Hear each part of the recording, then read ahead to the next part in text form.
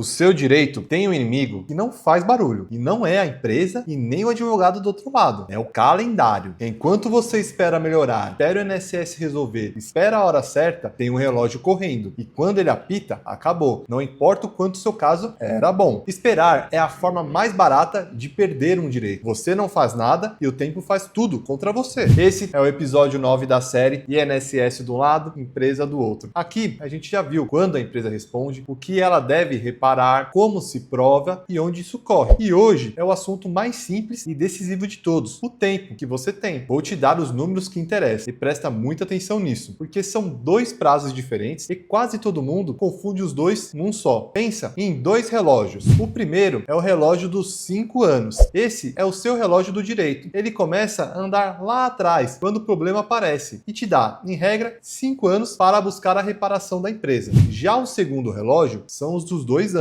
e ele funciona de um jeito diferente. Ele fica ali parado enquanto você trabalha na empresa e é só ligado no dia em que seu contrato termina. E aqui está o pulo do gato. A partir do dia que você sai, é ele quem manda. Vou te dar um exemplo para não ficar nenhuma dúvida. Imagina que você se acidenta hoje e continua trabalhando na empresa. Em regra, você tem 5 anos para buscar o seu direito. Agora, imagina que 1 ano depois do acidente, você sai dessa empresa. Foi mandado embora, pediu a demissão, tanto faz. Naquele exato momento, o relógio dos 2 anos foi ligado. E não adianta dizer, mas pela outra conta, eu ainda tinha 4 anos. Não tem mais. A partir da sua saída, você tem 2. São 2 relógios. O de 5 do seu direito e o de 2 que só liga quando você sai da empresa. Vale o que apitar primeiro. E é por isso que esse prazo de 2 anos é o que faz mais trabalhadores perder direito nesse país. A pessoa sai da empresa, tenta se recuperar, cuida do INSS, a vida atropela e quando finalmente olha para o lado da empresa, o relógio curto já apitou. Agora, 2 coisas que você precisa saber. E eu vou falar delas com a mesma honestidade de sempre, porque nenhuma delas é a boa notícia que parece. A primeira, esse relógio nem sempre começa no dia do acidente. Tem casos em que ele começa a contar quando fica claro o tamanho da lesão, quando você entende de verdade o que ficou para sempre. A segunda é quando existe aquela pensão pela redução na sua capacidade de trabalho, aquela do episódio 4. Aí a coisa é diferente. Ela se renova mês a mês, como um salário. E por isso, em situações assim, nem tudo se perde de uma vez só. Só que presta muita atenção no que essas 2 coisas realmente são. Elas não são prazo maior, elas são uma discussão. Se você chega fora dos 5 anos e dos 2, a primeira coisa que a empresa vai fazer é levantar a mão e dizer: você chegou tarde demais. E aí, antes de qualquer conversa sobre EPI, sobre treinamento, sobre a sua lesão, vai ter uma baita briga só pela data. Uma briga que pode ser vencida e pode ser perdida. Agora, compara com quem chega dentro do prazo, dentro dos 5 anos e dentro dos 2 anos, depois da saída. Essa porta simplesmente não existe para a empresa. Ninguém vai poder dizer que você demorou. A conversa começa direto no que interessa. O que aconteceu com você? Qual foi a falha da empresa? Isso não quer dizer que o caso está ganho, porque isso ninguém garante. Quer dizer que você não vai entregar de graça, logo na porta, uma defesa pronta para a empresa. E aquela conta de quando o relógio começou, se o seu caso já estiver fora do prazo comum, você não tem como fazer sozinho, na calculadora, na cozinha de casa. Isso se mede com um advogado, olhando os seus documentos. Então, a regra de ouro desse episódio é dupla, e ela vale para os 2 tipos de pessoas que estão me assistindo. Se você acha que ainda tem tempo, não confie nisso. Procure uma orientação agora, enquanto o prazo está do seu lado. E se você acha que já perdeu, não decrete sozinho. Você acabou de ver que a contagem tem detalhes. Leve seus documentos e confirme. Achar que já perdeu o prazo e por isso nem procurar orientação é perder 2 vezes. E tem uma confusão que essa série precisa desfazer, porque ela é a nossa tese central. Os prazos do INSS e os prazos contra a empresa são coisas separadas. Recorrer de uma negativa do INSS é uma coisa, buscar a reparação da empresa é outra, com regra própria. E aqui